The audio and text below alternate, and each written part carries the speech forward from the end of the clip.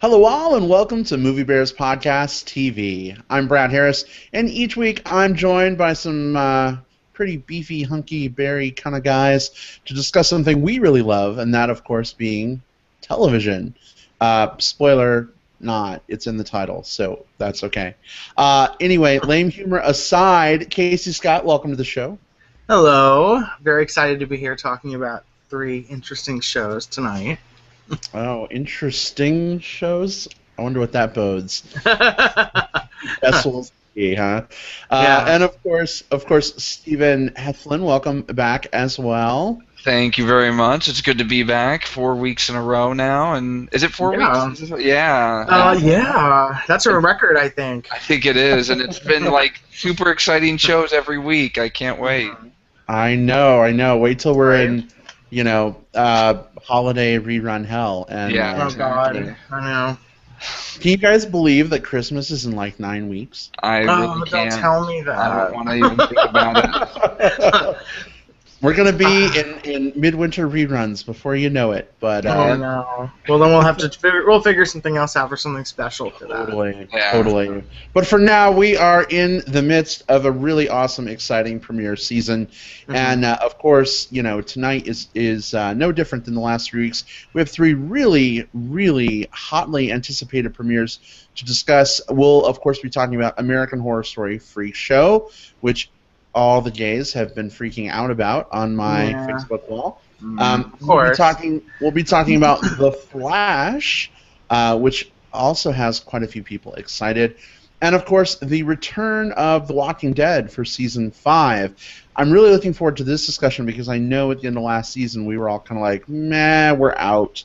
Yeah. Kind of. But we shall see. We have a lot to discuss, guys. Are you ready to just jump right in? Yes, Yeah. sir. Yes. All right, then here we go. Well, actually, boilerplate spoiler warning. So, any of the shows we're about to talk about, we will be spoiling the bejesus out of. So, if you have not seen them yet, if you're watching live, you may want to just kind of check in and out and skip the shows that you've not seen. But if you're listening to the audio version, go ahead and check out our show index. You can skip around as needed. So, that said, here we go, our discussion of American Horror Story Freakshow.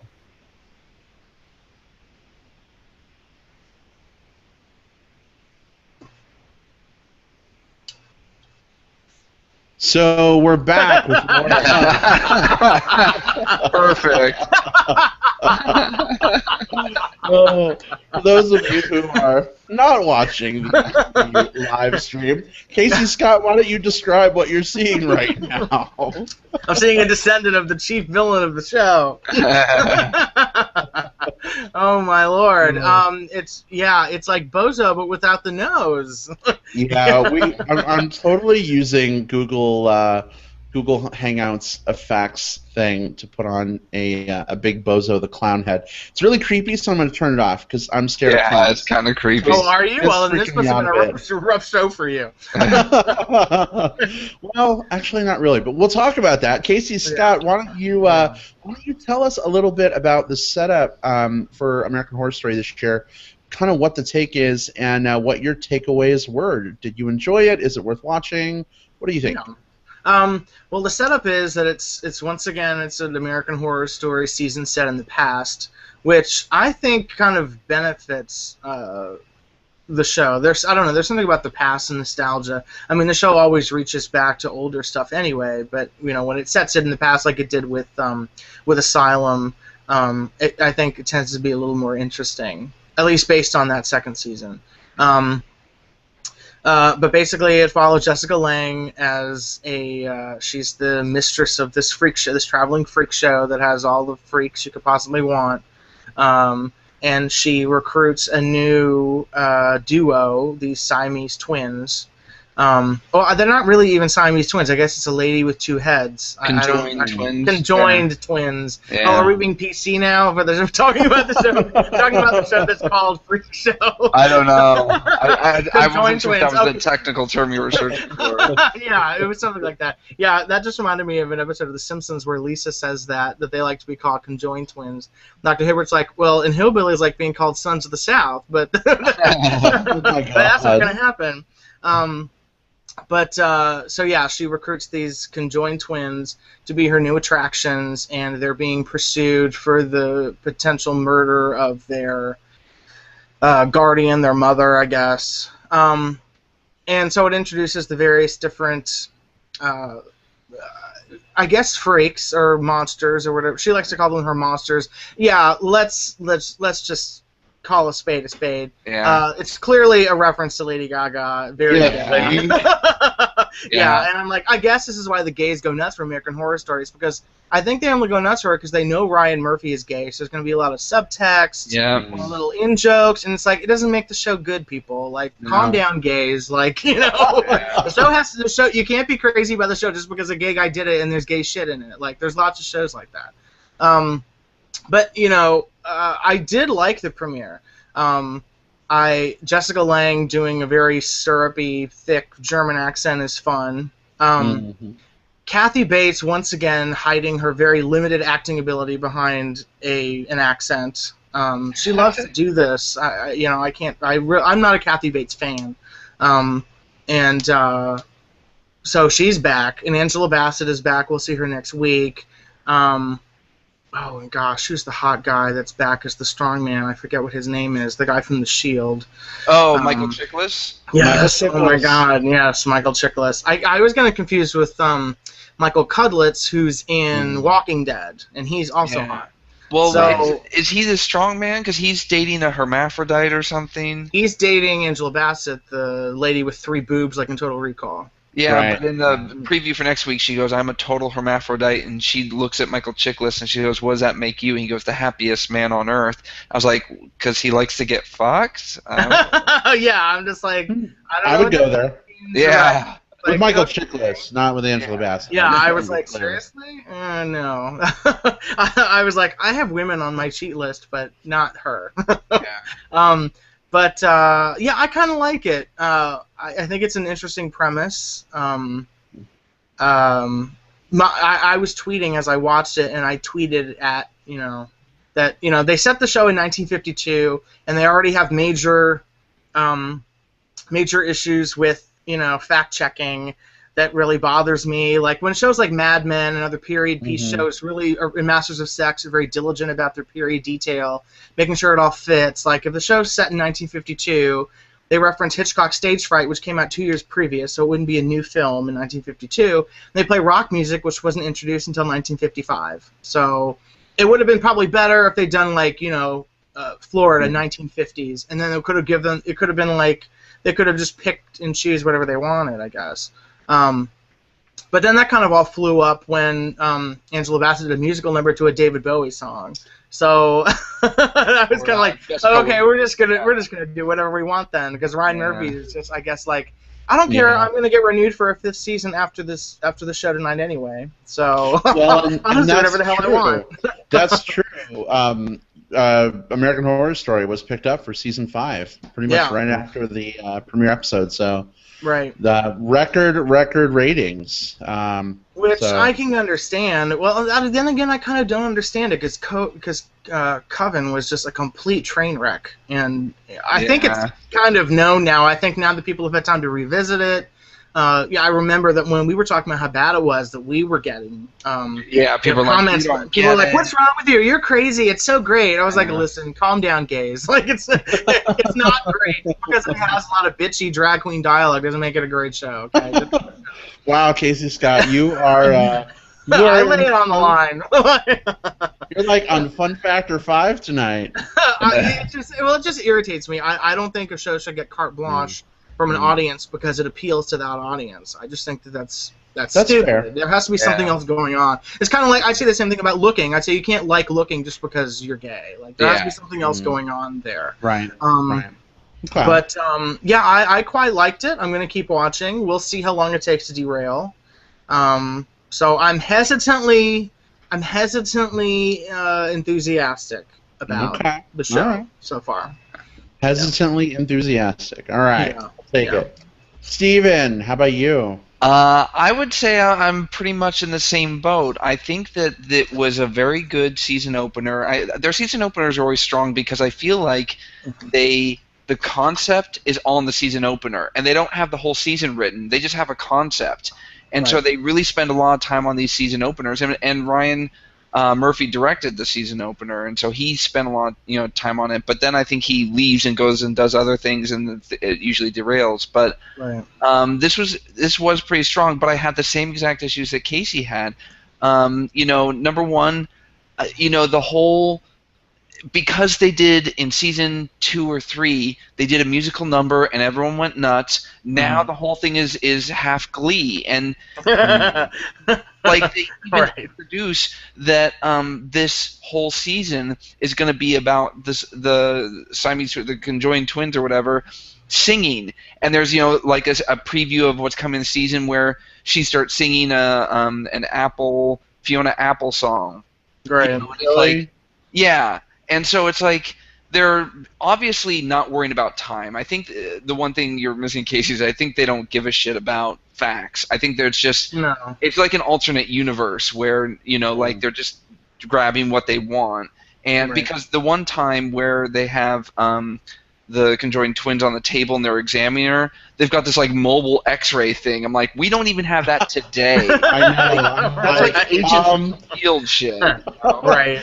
I expected like Fitz and Simmons to come out. And, exactly. Oh God. So they're just all over the place, and I don't think they give a shit, and so that's fine. I kind of once they establish that, I'm like, okay, whatever. I'm not going to worry about fact checking or whatever. Right. But at the same time, I just to me, what made me fall in love with American Horror Story was the horror element of it, and they reintroduced that a little bit with the creepy clown guy, which is what we referred to when Brad came out with the clown mask. There's this character that is on a killing spree in this small town that is, this dirty, creepy clown with a big, toothy smile, and he's killing people, and it's that kind of thing where he comes up and he's like a clown and then stabs you to death. And it's definitely creepy, but I also feel like that's sort of a cheap shot. Creepy clowns are easy horror things that you can just grab and throw in there, and everyone's scared. People hate creepy clowns. Right. So I just wish I wish there was a little bit more of a horror element. I feel like they're spending too much on the gore element and not necessarily scaring you. Like, there's ways to scare you without being gory. Well, the thing about the clown for me is that it's like it has this small. There's a movie they must be referencing this. There's a movie called Mr. Sardonicus that William Castle did in 1962, I think, and it's this guy that has this grin on his face.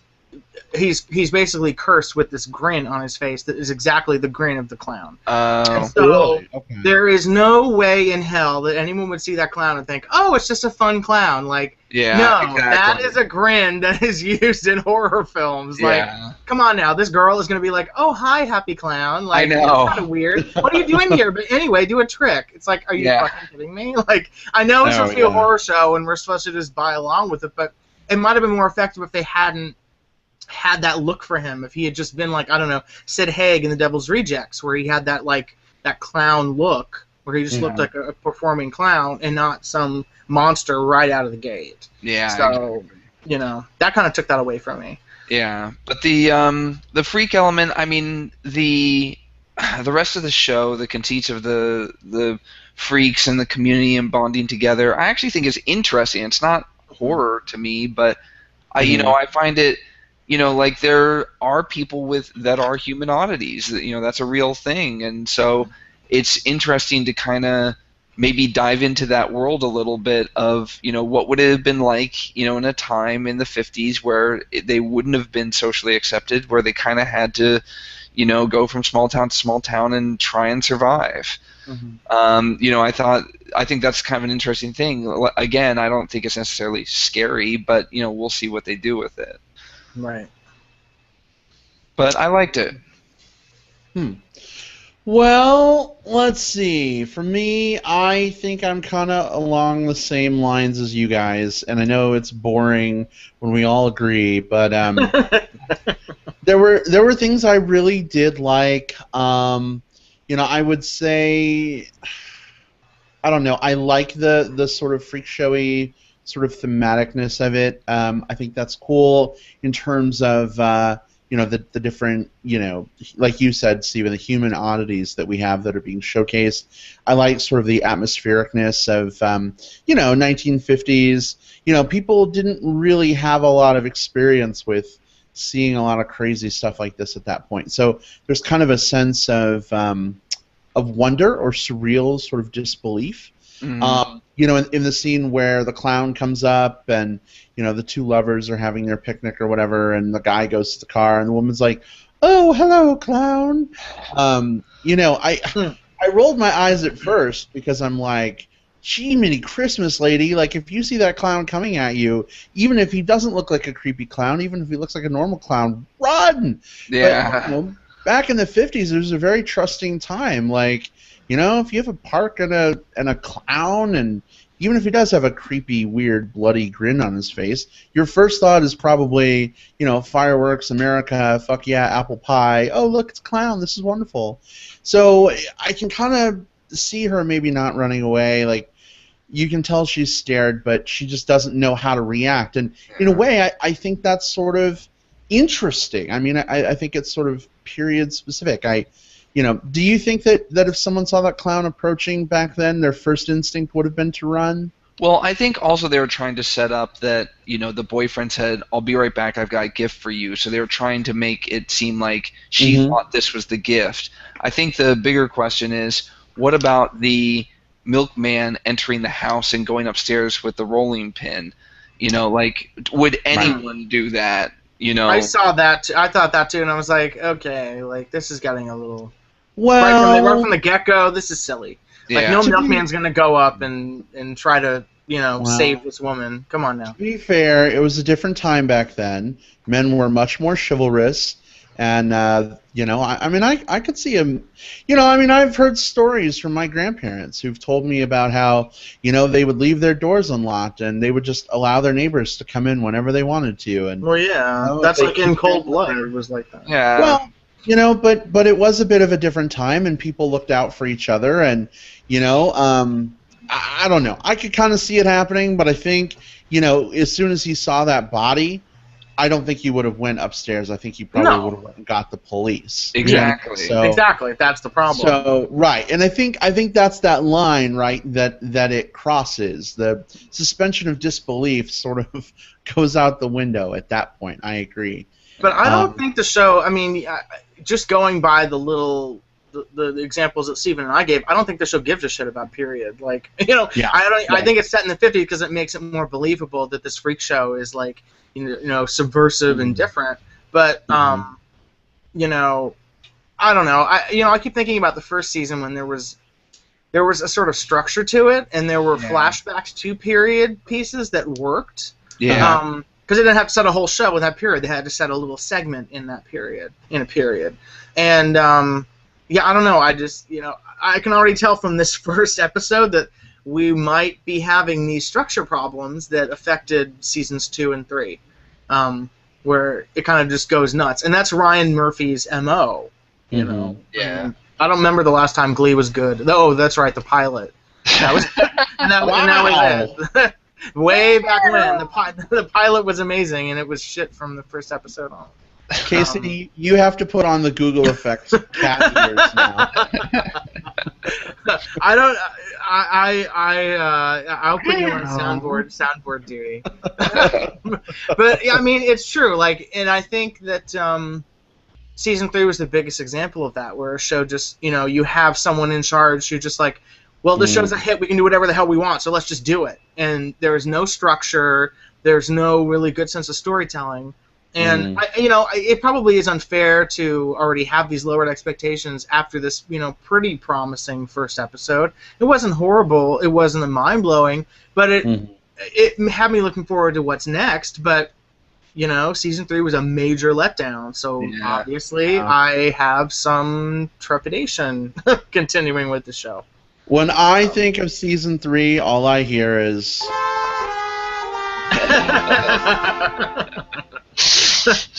You don't hear one of Emma Roberts' great bitchy lines?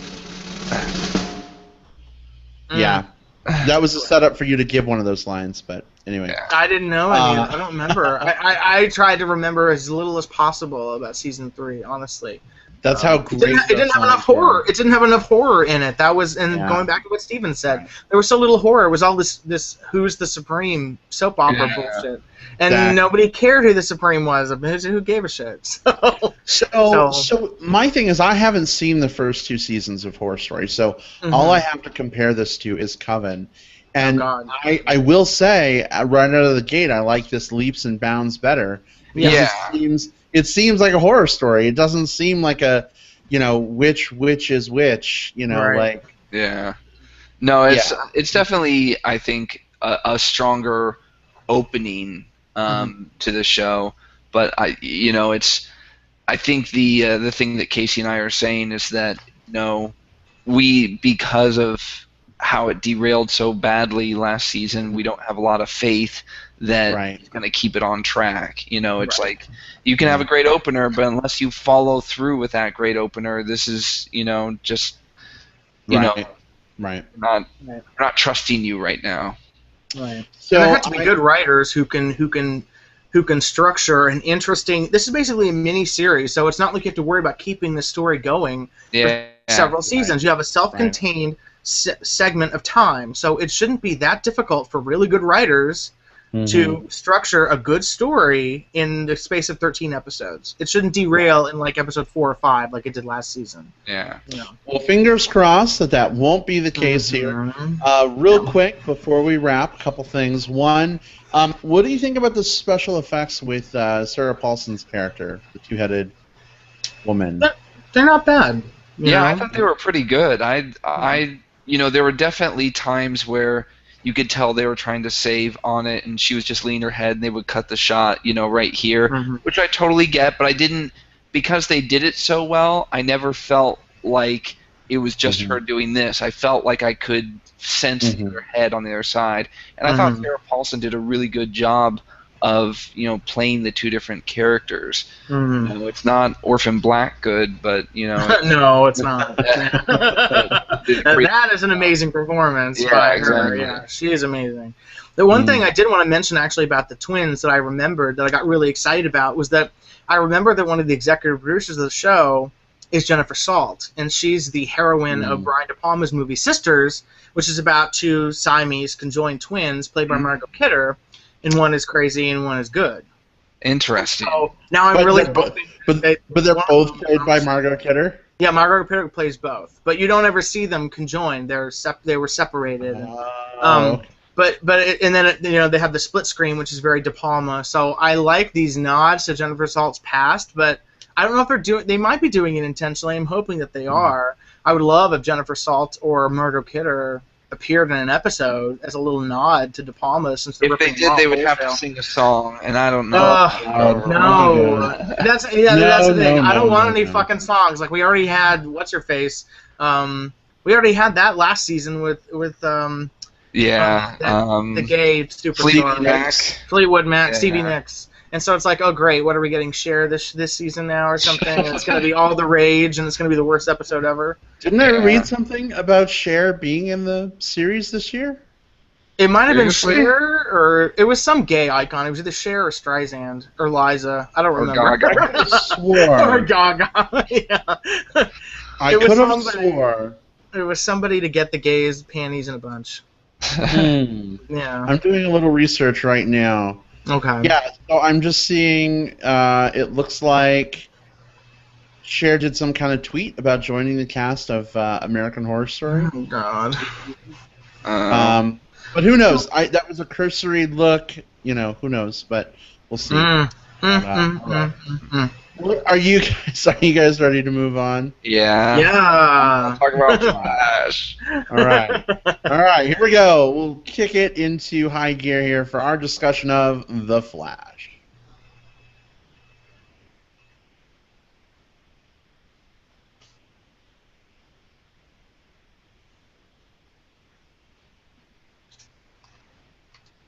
All right, so I'm actually going to go first for this one because I think out of the three of us, I'm the biggest comic hero-y, superhero-y geek kind of person, and I've seen in your background. I know, right? How about that? There's my Flash right behind me. Yeah, I see him. There. But I was super, super excited for the show, and so just to give it a little bit of a setup, this basically sort of is a spin-off of Arrow, which, Steven, I know you're a big fan of, and I know, Casey, you're kind of getting into it. Yeah. So, in season 2 of Arrow, they introduced Barry Allen, and he does not have his Flash powers, whatever. He has an adventure with the Arrow and then goes back to his own city. And then basically at the end of the episode, he gets hit by lightning, and then we had to wait, what was it, Steven, like 6 months? It seemed like it, 6 to 8 months. Yeah. And so now, the series opens with kind of a very quick retelling, a little more fleshed out of the events. Basically the super collider or whatever it is has an explosion. There's some kind of energy storm. Lightning hits Barry Allen. He gets covered in chemicals. Wakes up 9 months later. Ta-da! He has superpowers. Going into the show, I was really excited, but I was also really afraid because I've seen Flash done before on TV. John Wesley Shipp, who actually plays Barry Allen's dad in this series, was Flash in the 90s. Yeah, I remember that. Yeah, and that show started out strong and then became kind of a freak show of its own, and was not so great. And so I was, it's a weird line you walk when you do superhero stuff on TV. One of the successes I feel about Arrow is that it's very grounded, even though we have some of the Mirakuru like super strength elements from last season. For the most part, Steven, I think you would agree, right? It's mostly, grounded, realistic action, not a lot of like magic powers or Yeah. Almost so 90% of it happening in real life. Exactly, right. So with the Flash, I'm like, well, now we have a character who has superpowers. He can run faster than, sound and all this other stuff. And I'm like, how is this really going to translate? Is this going to work well? And for me, I think it was a B+. I think they did a pretty decent job. I think the effects are really good. It's a TV budget, but I think they did a really decent job with it. Grant Gustin as the new Flash, I wasn't so sure about him on Arrow, and now I'm still a little unsure, but I can see kind of the hometown good guy sort of shining through. He's a little quirky, he's a little nerdy, but I actually like that a lot. It's very in line with what I've been reading in the comic books, for years and years with Flash. So I could deal without a lot of the superfluous characters like Iris. I know they're setting her up as a love interest. I know Iris's dad is the mentor, but I feel like, I don't know, they kind of get in the way a little bit. They're not, I don't know, they're especially like the two like kid scientists or whatever that he's working with at Star Labs. Yeah. I like that. Do you? I find them annoying. I find them annoying a little bit too. Well, wait a minute. Don't you like Fitz and Simmons on Agents of S.H.I.E.L.D. now? No, I find them annoying. Yeah. Oh, you do? Oh, so it's just sidekicks in general. You don't. Well, no, quirky sidekicks. I think it's just about quirky sidekicks. Like, you don't have to be super quirky. You can have a quirk or two, but you don't have to be like, like, I'm super quirky. Look at me. Woo-doo-doo-doo. Right. Look at me wearing my Big Bang Theory T-shirts. Yeah. Oh my God. Yeah. But I think by and large, I was really, really, really pleased with the premiere. I'm really, really anxious to see where things go this season. We have some foreshadowing of another character. I don't want to say too much because I don't want to spoil you guys with comic knowledge that I have. But I'm pretty pumped. I liked it a lot. But some of the moments in the episode, like especially when he's interacting with Arrow, right? And he sees Arrow like zip line away, and Barry's like, "Cool." And then Arrow watches Flash. Oh zip my away, God! And Arrow's like, "Cool." I'm just like, "Oh, Jesus." Yeah. It was a little too literal passing of the torch. Yeah, it's like, welcome to the CW. It's like, Right. It was like, oh my God. I'm vouching for this guy. See. Right. I think he's cool. Anyway, Right. Steven, what did you think? I think it was very similar. I was really super scared about this, and I think we mentioned that on another episode. Is that you know, like you said, one of the reasons that I really loved Arrow is because how they grounded the character, and they kind of, even though they've introduced some superhero elements, for the most part, it's pretty grounded. And just the idea of the Flash is supernatural, and so I was really, really scared. I thought they handled it really well. Even though there's these supernatural elements, they introduced it kind of slowly, and there was some self-discovery, and I like how they're handling the effect. Where he'll be zipping through, and they'll go into super slow motion, and then show a piece of action, and then go right back into super fast motion. I thought the effects were actually really good, especially the guy that was able to control weather, and when they did the tornado, it looked very realistic. So I thought for a TV budget, they've been pulling off some pretty nice effects, and it's going to be an effects-heavy show, so it's going to be really tough to do week to week. So I'm sure there's going to be weeks where it's like, ugh, but for the most part, at least the pilot, they did a really good job.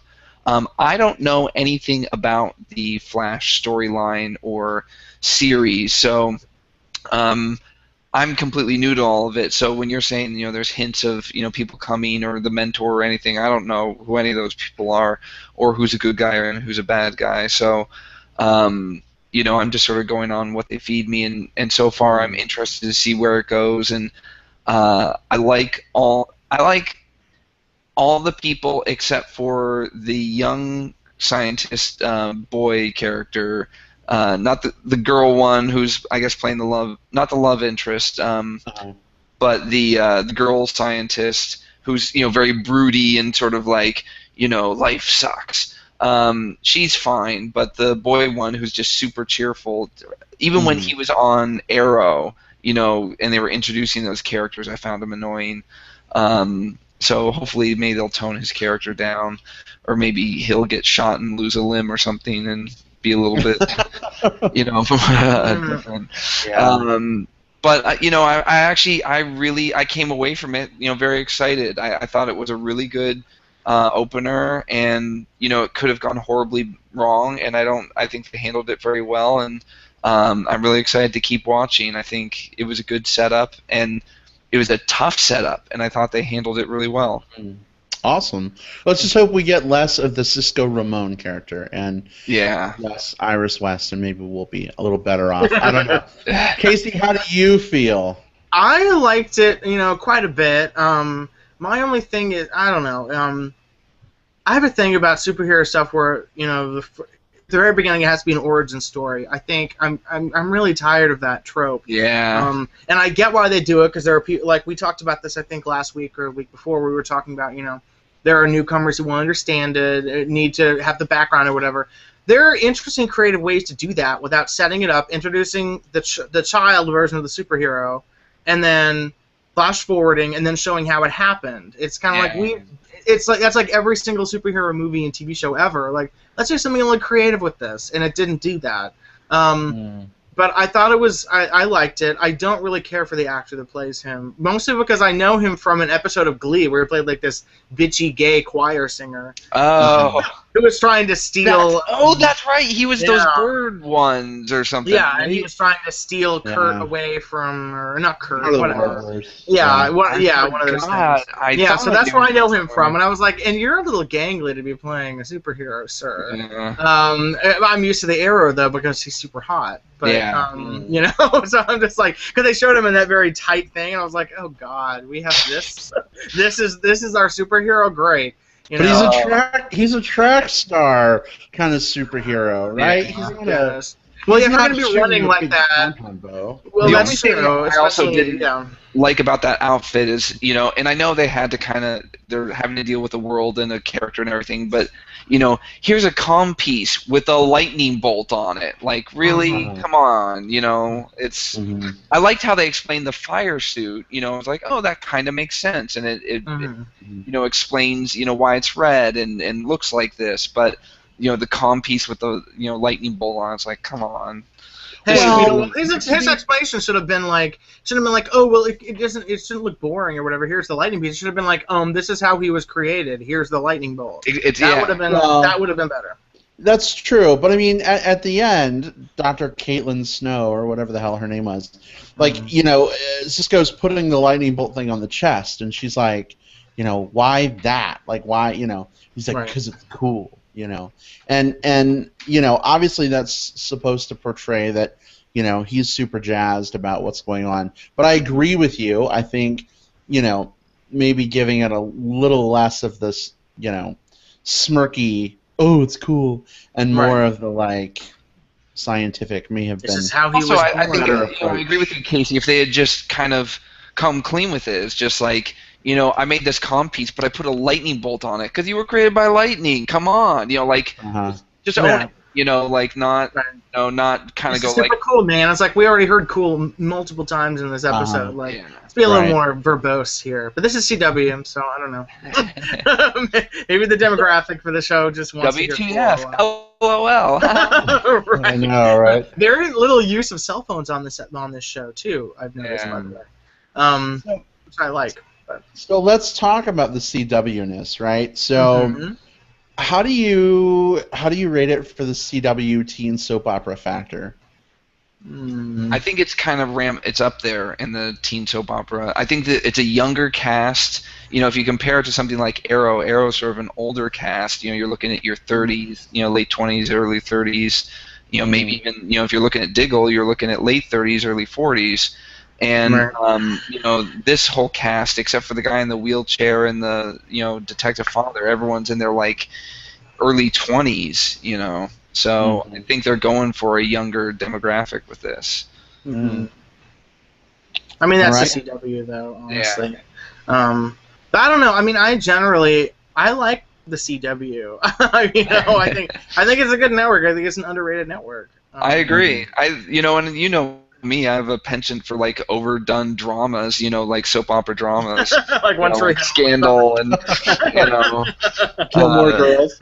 Gilmore Girls. So I'm fine with it, but it does kind of seem like I'm worried that it will be a little bit too teeny poppy at times. We'll see. I mean, they're not because. My concern is that, Brad, you mentioned this, that there's going to be a lot of Iris, and I really don't care. I don't care that she's having a secret affair with another cop. Right. I was like, I don't give a shit about this. Yeah. It's apparently they threw it at this horrible actress. By the way, she's really not good. They threw it at her to have her do a little more than just be like, yay, be his cheerleader basically. And I totally didn't buy that she's working on her dissertation. Yeah, I know. I was like, no way, no girl who talks like this is working on her dissertation. Come on now. Exactly. No, she's scared because the person who's doing her dissertation needs to finish it, and so she needs to get the laptop to that person to finish the dissertation. Exactly. Is that what? Yeah. I am a little concerned though, because as much as I loved Smallville suffered from what they called Freak of the Week syndrome. That was every week some new kryptonite-powered, monster or, mutant would show up for Clark to battle against. And now we have this setup on Flash, right, where the particle accelerator broke dimensions, all this energy escaped, there are all these pockets, and now people are getting superpowers. Yeah, and they showed a map of all these old dots. It's like, here's my task for the next few seasons. Mm-hmm. Right. And it doesn't bother me that much, though. No? It's procedural, but... I mean, there's not any other story, really, to continue, except him trying to prove his father's innocence. Other than that, it's just I don't want to develop a romance with this Iris chick. I guess I'm kind of like an adolescent boy when it comes to my superheroes. I don't give a shit about romance or him getting the girl. Just have a lot of fun fights and, and show a lot of action that I like. And that's it. I don't need that much more substance to my superheroes. Not that much more. But, Yeah, I just worry that it's going to be a bit formulaic. Yeah. Possibly. We'll have to see. Yeah. But we already have a setup where Tom Cavanaugh is not exactly who he says he is. No, let's talk about that a little bit. He's got the secret room with a cool futuristic door and a newspaper from 2024. And he can walk.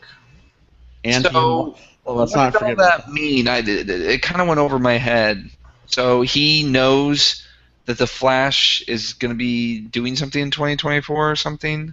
Yeah. Well, the headline in the paper read that the Flash disappears during something called the Crisis. Mm-hmm. Yeah. That was in quotes. So and the paper is from, the future, obviously. So who is he that he has future papers in a future room? And that is the question. That's why you have to keep watching to find out. Okay. I don't want to know. If Brad knows, I don't want to know. I didn't miss it. I will not tell you. I will not tell you. It's funny, like a lot of the friends that I have on Facebook have this knowledge, and they're posting it like crazy. And I'm like, guys, you are removing like the whole reason people have to watch, like to find this stuff out. Why would you do that? It's crazy. So no, Stephen Hessel, and I will not tell you. Okay. I just wanted to make sure I didn't miss anything. Like it was like, was I supposed to know sort of what was going on? No, that's the cliffhanger. All right, cool. It's mystery, a mystery. And so it's good to pick Tom Cavanaugh too, because Tom Cavanaugh was Ed, and so he's supposed to be all nice and everything, but yeah, I never trusted that bastard. So I don't trust him. So guys, are you going to continue watching Flash? Oh, definitely. Absolutely. Yeah. The Arrow crew has earned my trust as the Freakshow crew. That is very true. And Casey, I know that you are not caught up on Arrow, so we're not going to spoil anything. But I did just want to just briefly ask. So, Steven, you watched the episode of Arrow. Casey, the moment that we see where like Flash is talking to Arrow in his episode, right, also happens sort of in the Arrow episode. Oh Lord! So it's like the Jetsons meet the Flintstones kind of thing. It just ties the timelines together, so you know that how both series are happening sort of at the same time. Steven, I just wanted to ask you real quick: was that eye roll worthy for you, or did you kind of like how it set that up? When it happened in the Flash, the eye roll moment was when they went cool, and it was like that was an eye roll moment. It was just like, oh god. Well, it was also the way he said it too, because like the Arrow kind of was like cool, and so he was going like cool, and then like like he it just was out of character the way he said it. It was very forced. But when they handled it in the Arrow episode, because I guess they assumed you had seen it in the Flash, they handled it a little bit differently, and it was much more subdued, which I liked. So I liked the Arrow version more than the Flash version of that scene. Interesting. Yeah. All right. I would have liked it better if they had said gruel instead of cool, probably, because that would have been at least something special. But yeah. Speaking of things that start with gr.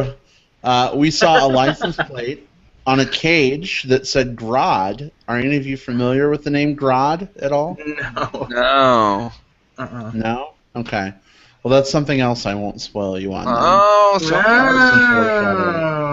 See, I guess the little like nuggets and things are kind of nice for fans of the comic book culture and stuff, but yeah, totally fly over my head. It's nice, but it's nice that they do that for like fans to let them know that like we know this stuff. The show is in good hands. We know what we're doing. Absolutely. Well, hypothetically, I mean, hypothetically, we know this shit. We know what we're doing. Yeah. Guys, can I just say how much I enjoy talking about this stuff with you two? Likewise. Yeah, it's fun. I forget we're recording a show half the time. I know. Exactly. I feel like we're in a room that looks like it has 3 different walls or something. Right. Actually, the secret that we don't tell anybody is that we're actually all in like a mental institution, and then we all share a cell. We decorate our walls differently, and we've got great internet. We have amazing internet. Yeah, exactly. And dramatic lighting. Right. And so Asylum was way out of line for us. That's right. MBP TV Asylum. Yeah. All right. Well, guys, are we ready to move on? I think so. Yeah, sure. All right. Well, then here we go. We'll switch tracks one more time. Tracks, get it? Like train tracks? Oh. I think we should terminus this conversation. Oh. Steve Eslin, that was awesome. I loved it. That was really good. That was great. All right. Well, we foreshadowed and hem and hawed. Here we go. Our discussion of the season 5 premiere of The Walking Dead.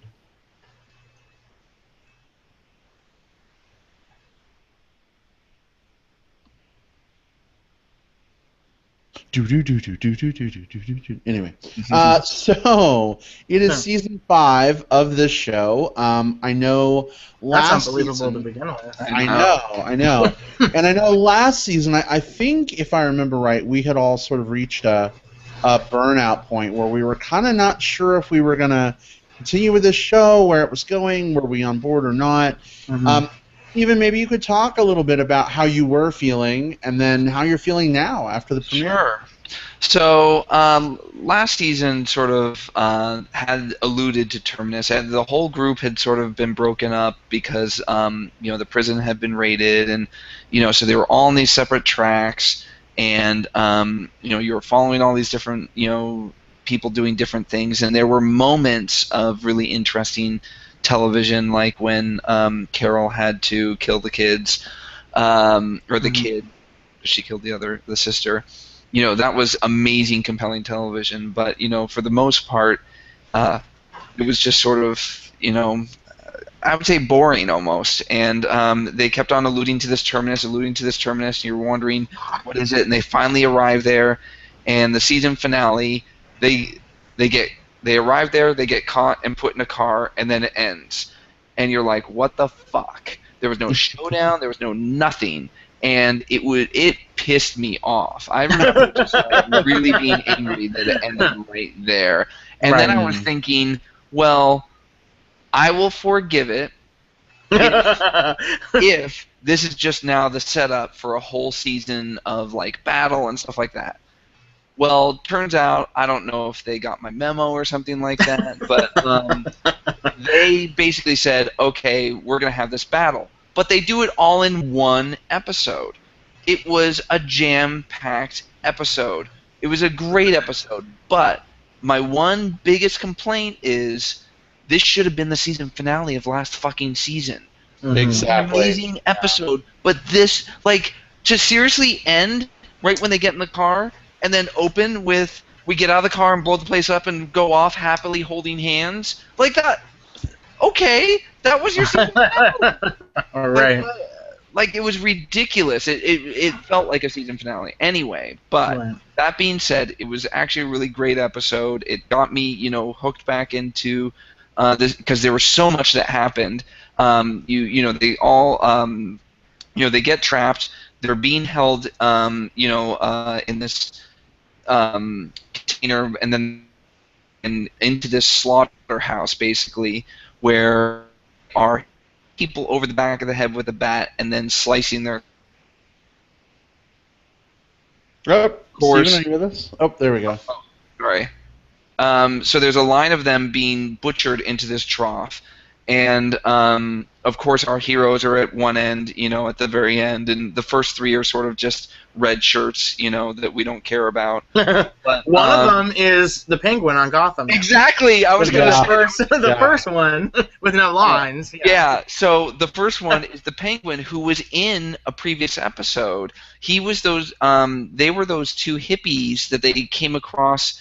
It was right, I think, before they tossed Carol out. They came across a bunch of houses, and there were two hippies, and they said, we want to join you, and they said, okay, we'll give you a test. You go and, check these other houses. Oh, right. And then they never saw them again. All they saw was the leg of the woman, and they just assumed they were dead. Well, that was the guy who plays the Penguin, and they brought him back for this episode as the same character, and he's the first one that gets killed. I thought that was brilliant. But yeah, so then, but then at the same time, Carol and Tyrese, come across this guy out in the woods and discover that Terminus is up ahead and there's bad things happening. So Carol goes off and, helps them escape by shooting and exploding, and lots of zombies explode and stuff like that.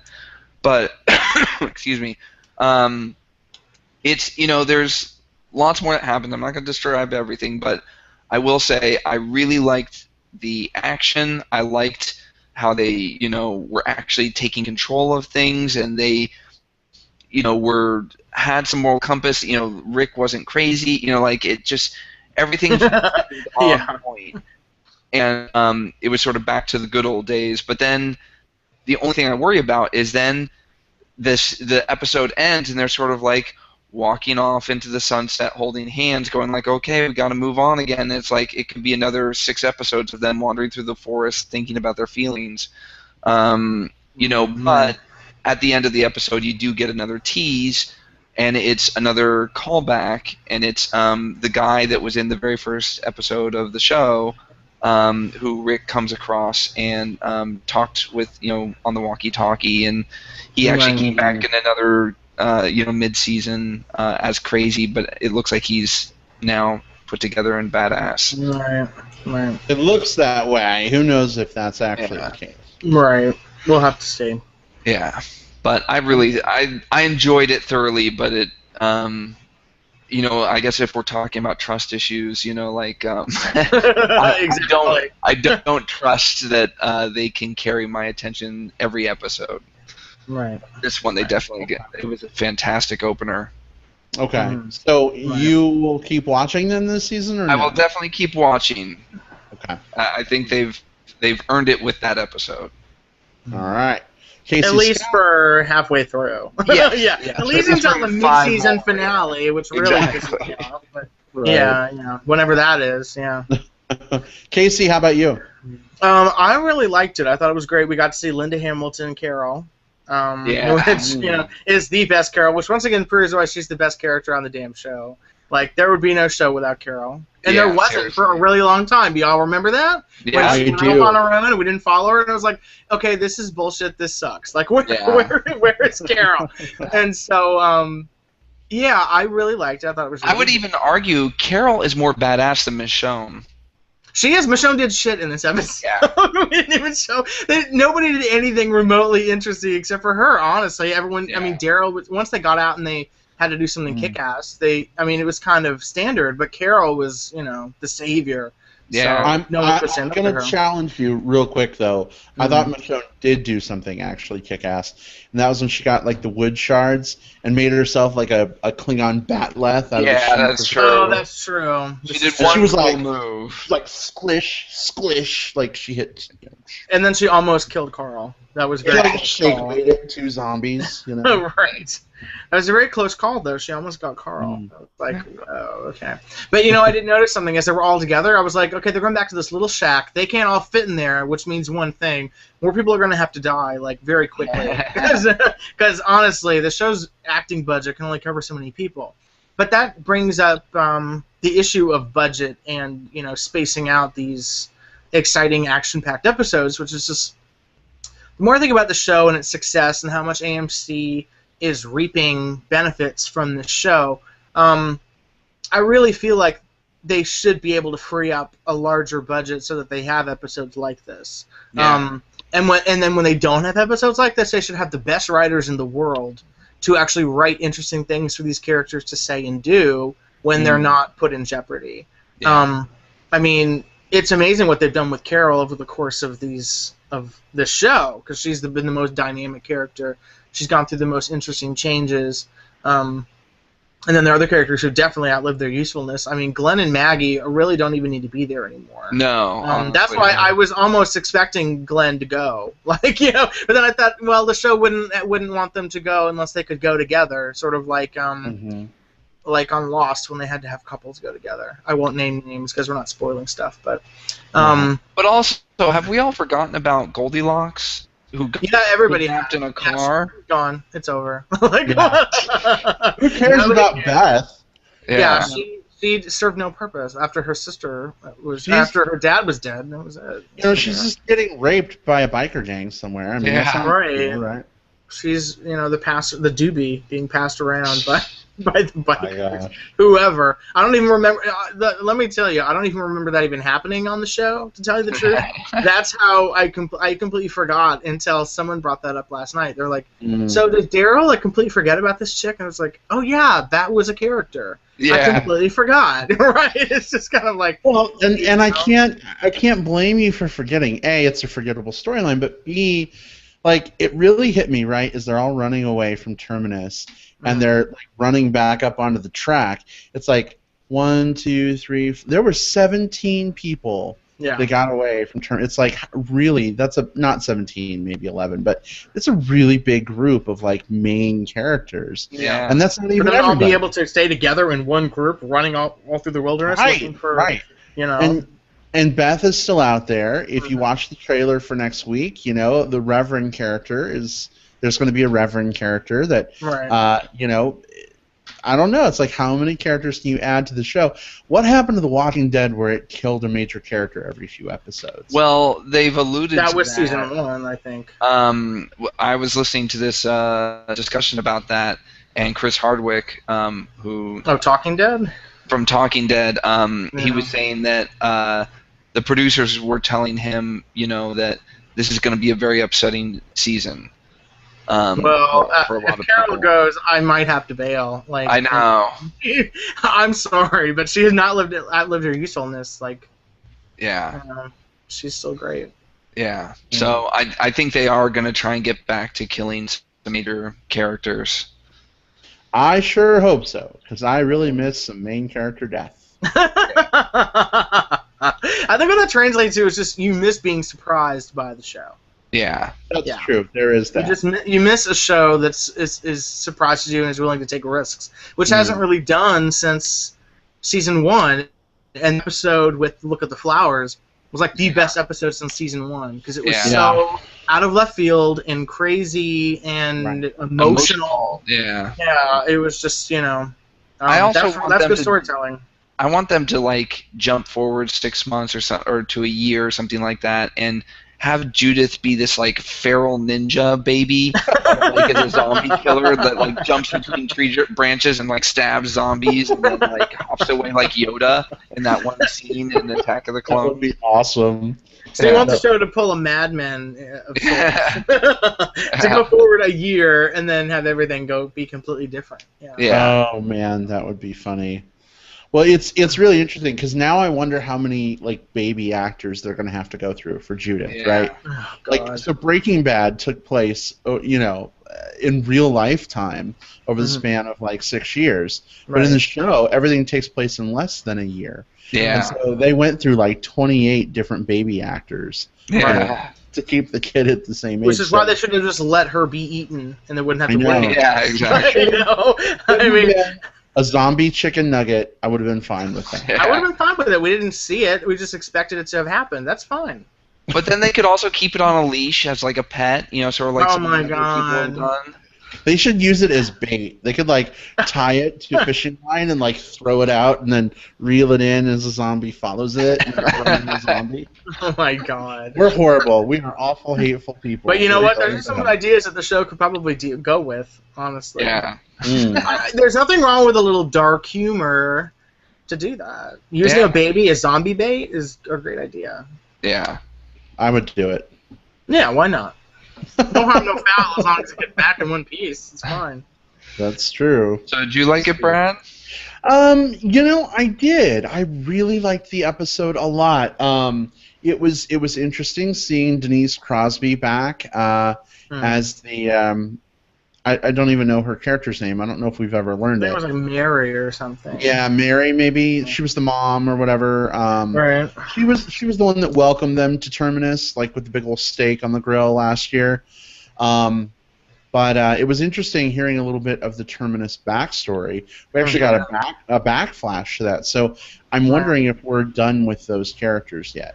I don't think we are. Yeah. I liked the structure of the episode when they went, you know, then and now, or you know, just showing that it's like they were regular people, just the circumstances turned them into what they are. Right. Right. Yep. Absolutely. So I really liked seeing Denise Crosby. I thought it was great to see Rick sort of be not unhinged for once. He was very calm and cool and collected, even as they're about to slice their throats over the trough or whatever. I loved how he was like, "There's a bag with guns and a compound bow and a machete with a red handle, and I'm gonna kill you with it." Yeah. I was like, oh, okay, that's kind of badass. So I'm totally seeing this showdown, though. It seems very telegraphed. But I'm seeing a showdown between Rick and that character, probably at the mid-season finale, where Rick has the machete and says, "I told you I'd kill you with it," and then... Yeah. Or the guy kills him. That would be amazing. That would never happen. Which just sucks, because kidding? Honestly, that would, take a risk, AMC, Walking Dead. Get rid of your fucking main character. Take a risk, take a chance, Yeah, Rick Grimes is totally safe. They'll never kill him. Fuck. In the comic books, I mean, his hand is fucking chopped off. You know what I'm saying? Well, that would be a great mid-season finale, too. Just do that. They won't even do that on the show. You know what I'm saying? Yeah, see, and they I need realize... bacon. Yeah, absolutely. But I mean, overall, I thought it was a really good episode. I thought the action was well done, well paced. I thought some of the special effects, zombies on fire running around, flaming zombies. That was phenomenal. But I agree. I think Carol was absolutely the best part for me, and damn, she is amazing. And I don't know. I don't want it to become the Carol show, all Carol all the time. Yeah. I hope they continue to use her strategically and sporadically. Right. But I am very, very sad about something, guys. What?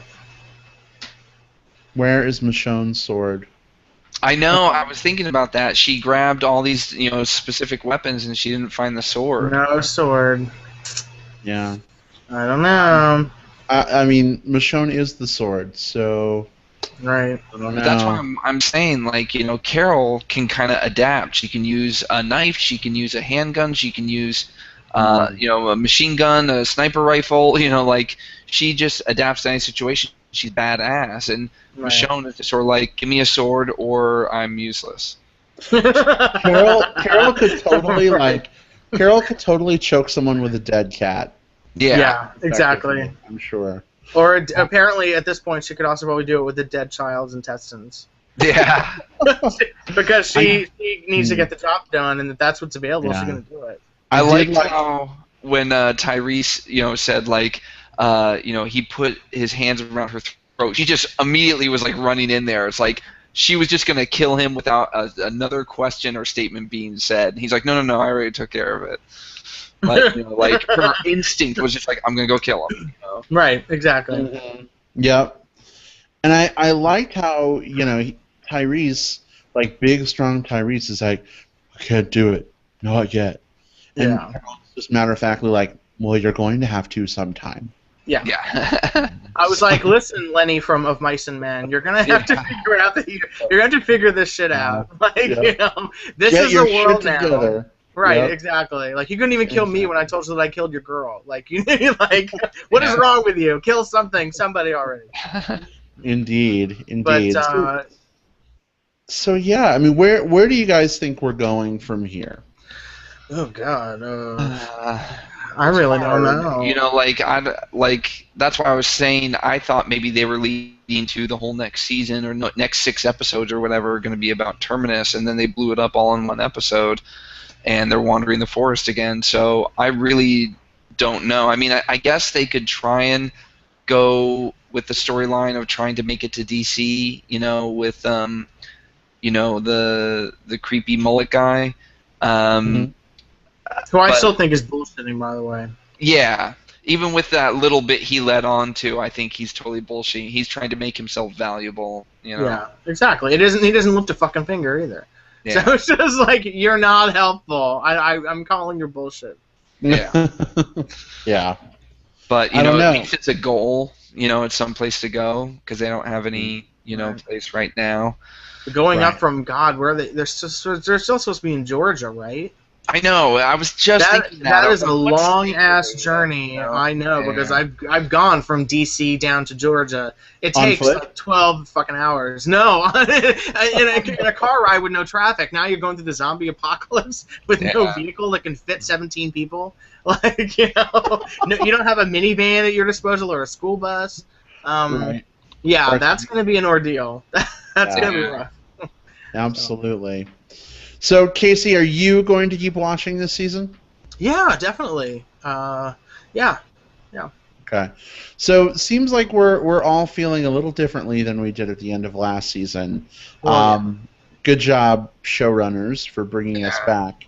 But For now. Yeah, exactly. I'm saying that with an asterisk / caveat. We'll see where things go. The problem with this show is that it always typically starts out great. The first couple episodes, high energy, and then we hit the farm all over again, and things slow down, and it's all in the name of character building, and character building is good, but when things slow to a crawl and go nowhere as a result, Right. I don't think it's a good balance. And so I really hope that it doesn't fall into the formula it's taken the last couple seasons. You know, I would have to say though that you know, if you took a look at something like Korra, you know, or you know, the Last Airbender series, you know, what they do every episode, and I've noticed it for a long time, but they just do it so well, is each episode has lots of character building, but each episode at least has one major action sequence. Yep. You know, so, you know, like, there's never a whole episode that's just character. There's rarely a whole episode that's just tons of action. There's character building, you know, plot movement, you know, and story movement, and then there's just one big action sequence that you're like, oh my god, that was badass. Mm-hmm. And I feel like that's dead. It's either feast or famine. It's either whole episodes where it's like, well, do you want to sit on the farm? I don't know. Or it's an episode where it's like everything's blowing up and zombies are on fire. Right. Well, I think the key thing is like good character building. I was thinking like, what character building? Like there are characters that are still alive in that group. I don't even remember what their names are. Like I don't know who they are. Like character building. What's that? Like you know, this is not Lost where every character was given like specific amount of time and given background and everything. You know, like what's his name? The medic who's a drunk, or I don't even remember. I don't remember who Tyrese's girl is. I don't remember who the girl is with Michael Cudlitz. Like, what's the lesbian's name? I don't know who these fucking people are. So like, Walking Dead's done a terrible job of character building for at least 3 seasons. Like, you know, yeah. So the maybe first season was the next best season, honestly. Maybe next episode they'll kill like 9 people, and then they're gonna have to. Yeah, they're gonna have to. So. Yeah. Yep. So, all right, last question about Walking Dead. Which reunion had the most emotional impact for you? Tyrese and his girl, Judith, Rick, and Carl, or Carol and Daryl? Judith, Rick, and Carl. I agree, Judith, Rick, and Carl. That one because they thought the baby was dead. Yeah. And Wow. That's amazing. Yeah. I would say second is Carol and yeah. I mean that was great too, but it wasn't as like as impactful, yeah. Right, because neither one of them thought the other one was dead. They were just like, "Oh, she left. Oh, okay." Like, I hope we see her again. I guess I don't have a heart because I rolled my eyes so hard when Rick and Carl like ran up to the baby. What? I thought the baby was eaten. I'm like, it's I don't know. It just didn't really do it for me. Maybe it's because I see the baby as such a liability. It's a good thing we're not in a zombie apocalypse world because, A, I'd be eaten first because I wouldn't be able to get away. So it wouldn't be a problem. Me too. But if somehow I was able to like become a leader of a group and get people to protect me, it probably would not be a great group for babies. Unless we found a way to like, you know, protect them in a soundproof container or something. Then I'd be all about protecting babies. Yeah. You know, but you know, I'm joking. I would not actually hurt babies. I don't know what you would do with a baby in a zombie apocalypse, though. No, right? I totally get it, but it's at the same time, it is that Yeah. I think it's that cliche of a symbol of hope, and Right. Right. it's the last bit of innocence. As long as the baby doesn't turn out to have some sort of immunity to the virus, and when they get to DC, they can extract and give to everyone and bring everything to a satisfying close. Yeah. So anyway, all right, you guys, are you ready to move on to some plugs? I think Sure. so. Yeah. Right. So Steven, it's awesome that you mentioned Korra, because Korra is my plug. The final season of Korra is here, like 3 weeks after season 3 ended, because Nickelodeon apparently wants to just get the show done and over with at this point. Yeah. They hate it for some reason. They took it off actual TV. It's only available online now. I've been watching it on TV. Really? Yeah. On the Nickelodeon channel? Yeah, my TiVo's been taping it, so... Wow. Okay. Yeah. Well, maybe they made a decision I was unaware of, but I thought that it was going to be online only. So that's cool. Okay. Yeah. Well, I'm really, really excited about this season. The first episode. Steven, you're all caught up then, right? I think 1 or 2 episodes behind, but I've seen the first 2 of this season. Oh, then you're current then. You're current. Oh, okay. The last episode you saw was the swamp? No. No. The last episode I saw was she got captured by them, and unless I'm a whole season behind, but she got captured by the criminals, and oh god, he had her trapped in the spirit world. They captured her body. Oh yeah, you're back in season 3, bud. Maybe that's 4. why. That's why you're getting them on TV, probably. Oh. The new season, as per my understanding, is online only. But anyway, it's been really, really good. The second episode was fantastic. It's dark, and that's interesting to see for a Nickelodeon show. That's probably one of the reasons it's not on TV. Is now they have the freedom to be as dark as they need to be. But anyway, final season of Korra. I'm loving it so far. I'm anxious to see where it goes. Steven, when you catch up to the swamp, let me know. Okay. Pick your brain, okay? I will. Yeah, no, Awesome. I'm excited. All right. Casey, what have you got this week? I have 2 plugs, actually, and both are shows that star Hispanic females, which is a rarity on TV these days. Nice. ABC has a new show. What? What? Sofia Vergara. No, whatever. No, so, you mean Chara, the Second Coming? No. Yeah, I don't like her at all. ABC has a new show called Cristela, which is on Friday nights at 8:30 before Shark Tank, and it's actually really funny. And I do not like multi-camera sitcoms at all. I'm a single camera, no laugh track show. This is really hysterical and funny. Oh, good to hear. The trailer looked really good. Yeah, it's actually really good, and I hate that it's shoved on Friday night, which means no one will watch it. And it's saddled in the same hour with that Tim Allen show, Last Man Standing, which is appalling. Yeah, so like they haven't done it any favors by putting it on this night with that show. They should move it to Wednesday nights, but I don't know what they'd replace on that night. But it's really good, so I'd recommend that. And then tonight, the CW's new show, Jane the Virgin, is starting, and that's supposed to be great. It's about a girl in her 20s who is getting married, and then she discovers that she is pregnant by an accident. Accidental penis in her vagina? No, that would be too clear. That would be too obvious. By an accident, her OBGYN accidentally impregnated her. But it's supposed to be really good and really funny. I forget who the leading lady is, but she was on an episode of Happy Endings, which was really good, where she played Casey Wilson's or Penny's assistant in an episode. And it's supposed to be really good, and so I'm going to watch that tonight when we're done. And, so those are my 2 plugs. Have you heard anything about Marry Me? Marry Me is supposed to be great. Yeah, I was going to plug that, but I decided to do these 2 instead. Okay. Marry Me has John Gemberling on it, my favorite. Yeah, oh my god. Well, and also Penny from from Casey Wilson. Yeah.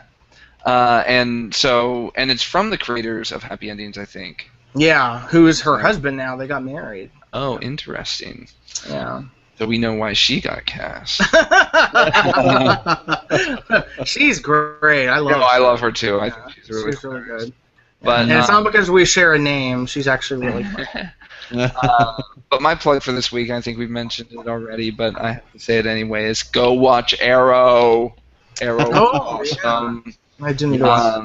You know, the season started, and it started off. I was saying to Brad before we started the show that the first 10 minutes of Arrow had way better action than the first 3 episodes of Gotham.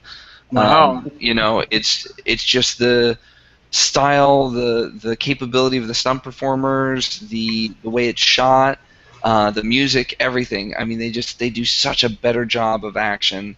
You know, I love that show. And then the first episode ends with a like holy fuck moment. Oh my god! Yeah. So it's just I love that show, and I can't wait to see where they're going this season. Me too. Absolutely. Have either of you watched any more Gotham, or have you decided to bail? I've watched the first 3 episodes. Okay, that's all I've watched too. Yeah. They're on my DVR. I just haven't had the heart yet. What did you think of the balloon thing, Casey? I thought it was really stupid. Yeah. Thank you. I mean, it wasn't campy enough for me. It could have been great, like 60s Batman campy, but it was just not. And the resolution, the reveal of who it was, and the reasoning was dumb. I was just like, I can't watch this anymore. I canceled my season pass. I'm not watching it. I know. That's when I texted you guys, and I was just like, I think I'm done with Gotham. It's right after I finished that episode. I was like, I can't stand this show. So guys, we have been doing this for like a year now. I like to think we're starting to know each other's tastes a little bit. Do you think I should go back and watch the other episodes, or do you think I should just not even bother? I think you would frustrate yourself. Really?